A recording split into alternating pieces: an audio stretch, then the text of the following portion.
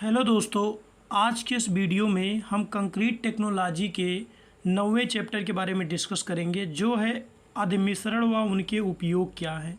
Admixture क्या होते हैं एंड उनके उपयोग क्या होते हैं, यूज क्या होते हैं उनके। ठीक है, तो सबसे पहले जानते हैं अधिमिश्रण क्या है। अधिमिश्रण के रासायनिक पदार्थ हैं। अधिमिश्रण वे रासायनिक पदार्थ हैं जो सीमेंट मिलावा व पानी के अतिरिक्त होते हैं। मतलब कंक्रीट में सीमेंट मिलावा पानी तो होता ही है, उसके अलावा जो मिलाए जाते हैं, और सीमेंट मसाले व कंक्रीट में मिलाए जाने पर इनके गुणों में सुधार लाते हैं अथवा इसमें विशेष गुण विकसित करते हैं। अधिमिश्रण कंक्रीट तैयार करते समय मिक्सिंग से पहले अथवा मिक्सिंग के दौरान मिलाए जाते हैं। ध्यान रहे कि अधिमिश्रण निम्न श्रेणी की कारीगरी के पूरक नहीं है। अधिमिश्रण सीमेंट की जलयोजन क्रिया को तेज अथवा मंद करते हैं। अधिमिश्रण पाउडर अथवा घोल की शक्ल में होते हैं। अधिमिश्रणों की आवश्यकता की पूर्ति करते हैं। ठीक है, ये अधिमिश्रण के बारे में बताया गया है। अब देखिए, जो कंक्रीट में विशेष गुण जलयोजन क्रिया तेज करना, जमाव काल तेज करना, सुकार्यता सुधारना, कंक्रीट पिंड में ग्रहित वायु विकसित करने के लिए डाले जाते हैं। इन सारे कार्यों के लिए हम क्या करते हैं, हम अधिमिश्रण का यूज करते हैं। ठीक है, जिप्सम एक बहुत अच्छा अधिमिश्रण है। जिप्सम को अधिमिश्रणों के अंतर्गत नहीं लिया जाता है क्योंकि यह सामान्य सीमेंट बनाने में आवश्यक रूप में डाला जाता है। वैसे जिप्सम तो आपके सीमेंट में डाला जाता है, इसलिए ये अधिमिश्रण में नहीं लिया जाता, लेकिन ये एक अच्छा अधिमिश्रण है।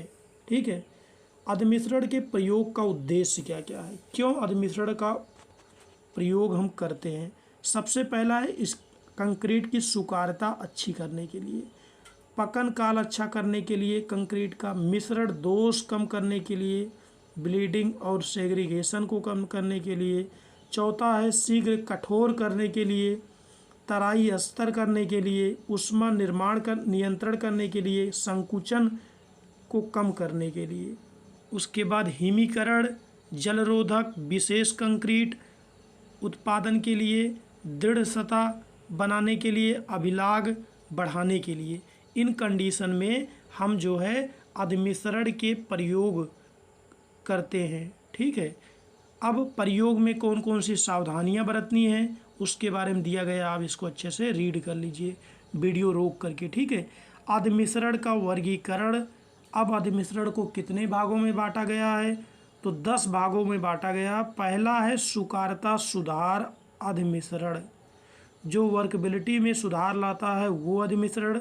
दूसरा है त्वरक, जैसे जिप्सम, मंदक, जैसे काफ़ी मटेरियल होते हैं मंदक के रूप में।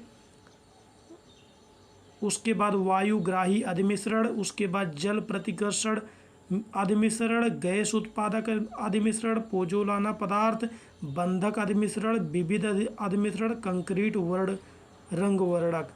तो सबसे पहले हम बात कर लेते हैं कि सुकार्यता सुधार अधिमिश्रण क्या है। इन 10 के बारे में इस चैप्टर में डिस्कस करेंगे, एक एक करके डिस्कस करेंगे। पहले सुकार्यता सुधार अधिमिश्रण क्या है इसके बारे में डिस्कस करते हैं। ठीक है, आप देख लीजिए सुकार्यता सुधारने के लिए कौन कौन से अधिमिश्रण यूज किए जाते हैं। सबसे पहला क्या है, बुझा हुआ चूना यूज किया जाता है। बेटोनाइट, धूम भस्म, ठीक है, महीन पिसा हुआ सिलिका, ये सारे और ट्रेड नाम से भी बाज़ार में उपलब्ध रहते हैं, इनको हम सुकार्यता के लिए यूज कर सकते हैं। अब हमारा आ गया त्वरक। त्वरक के लिए हम क्या क्या यूज करते हैं, CaCl2 यूज करते हैं। ठीक है, CaCl2 यूज करते हैं। और भी इसमें दिया गया, आप अच्छे से इसको रीड कर लीजिए। ठीक है, एल्युमिनियम क्लोराइड भी अच्छा त्वरक है। ओके, अब हम मंदक की बात कर लेते हैं। मंदक क्या है ये आप इसमें रीड कर लीजिए अच्छे से।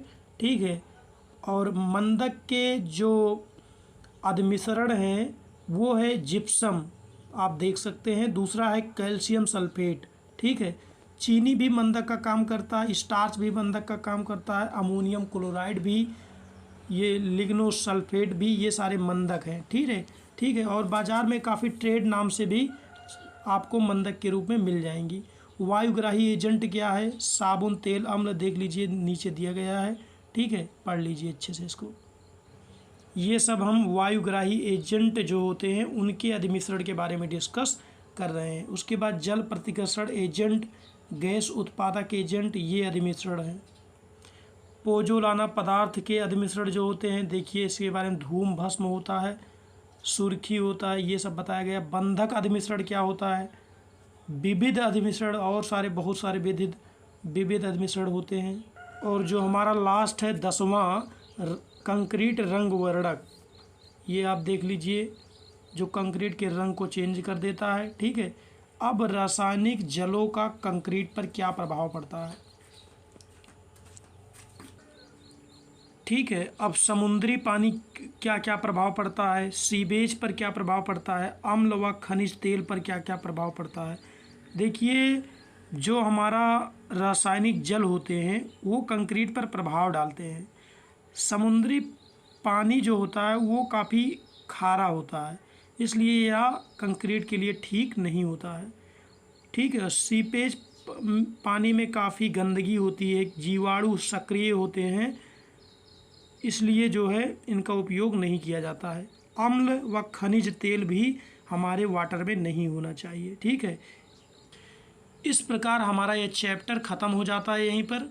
ठीक है, अब हम नेक्स्ट लेक्चर में 11वां चैप्टर जो प्रतिकूल परिस्थितियों में कंक्रीट कार्य है इसके बारे में डिस्कस करेंगे, पढ़ेंगे, समझेंगे। ठीक है, तो हमारे 10 चैप्टर ख़त्म हो गए और 11वां चैप्टर काफ़ी इम्पोर्टेंट है। जैसे क्या है, प्रतिकूल परिस्थितियों में कंक्रीटन कार्य।